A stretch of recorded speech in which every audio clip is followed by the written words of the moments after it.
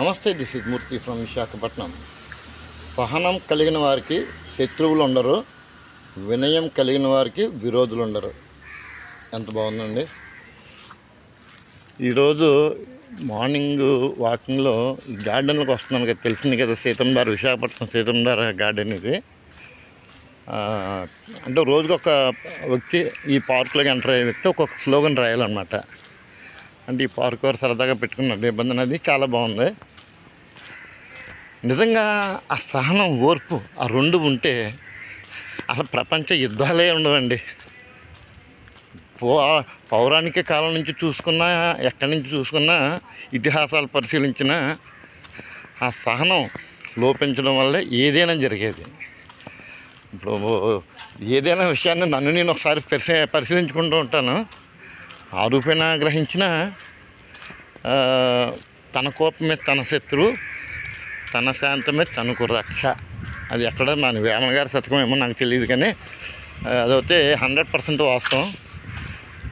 అంటే ఆ ఎదుటి వ్యక్తితోటి ట్రాన్సాక్షన్ జరిగినప్పుడు చిన్ని వాదోపాదాలు జరగడం సహజం.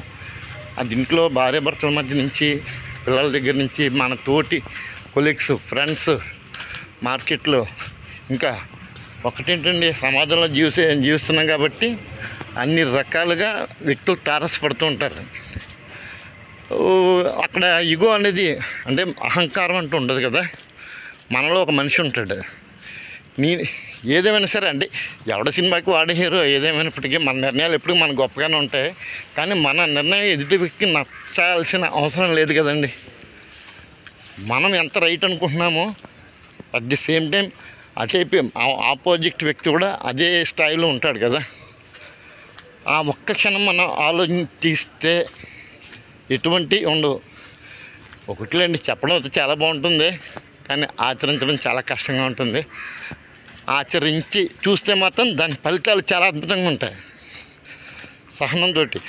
దీనికి ఒక చిన్న మందు, అంటే ఒక మెడిసిన్ అనుకోండి, లేకపోతే చిన్న పరిష్కారం అనుకోండి, నా యొక్క ఆలోచన సూచన అనుకోండి, ఒక చిన్న మందు కనిపెట్టానండి, వినడం. అంటే సహనానికి మందు ఏంటంటే వినడం. ఎదుటి వాడు చెప్పింది, వాడు రాంగ్ చెప్తున్నా, రైట్ చెప్తున్నా, ఒకసారి మనం ఆలకిస్తే ఏదో టైంలో ఫుల్ స్టాప్ వస్తుంది. ఎదుటి వ్యక్తి చెప్పే విధానానికి ఒక ఫుల్ స్టాప్ అంటే వస్తుంది కదా. ఆ ఫుల్ స్టాప్ వచ్చే వరకు వాడు చెప్పింది శీఘ్రంగా, క్షుణ్ణంగా ఆలకిస్తే తర్వాత మన రిప్లై అనేది దానికి తగ్గట్టుగా ఇవ్వాలా, లేకపోతే కాస్త, అంటే ముందు అటువైపు వాడు ఎప్పుడైతే విన్నామో వాడి అహం అనేది కాస్త కుదుట పడుద్ది, అంటే చల్లారుతుంది. అలా కాకుండా అతను చెప్తుండగా మధ్యలో మనం ఇంట్రాక్షన్ అయ్యి, అలా కాదు నువ్వు చెప్పేది రాంగు రైటు అని చెప్పామనుకోండి, అక్కడే స్టార్ట్ అవుతుంది.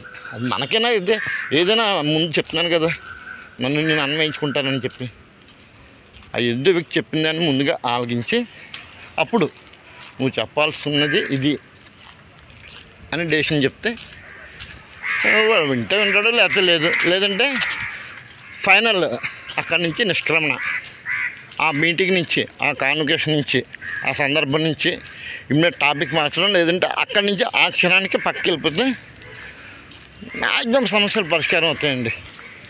అదొచ్చి నేను అయితే గమనించాను. ప్రొద్దుటే ఆ స్లోగన్ చూడగానే మీకు చెప్పాలనిపించింది. చెప్పేటంత సులువైతే కాదు ఆచరించడం అనేది, కానీ ప్రయత్నిద్దాం. సర్వేజన సుఖినో భవంతు. ఏదైనా నేర్చుకుంటూ వెళ్తేనే కదండి లెసను. క్లాస్ రూమ్ అయినా క్లాస్ రూమ్లో కొంతవరకు నేర్చుకుంటాం, సమాజంలో ఇంకా నేర్చుకుంటాం. చాలా నేర్పుతుంది కూడా. కొన్ని అనుభవాలు మనకు పాఠాలు నేర్పుతాయి కదా. ఓకేనా? జై హింద్. This is Murthy from Visakhapatnam. Bye.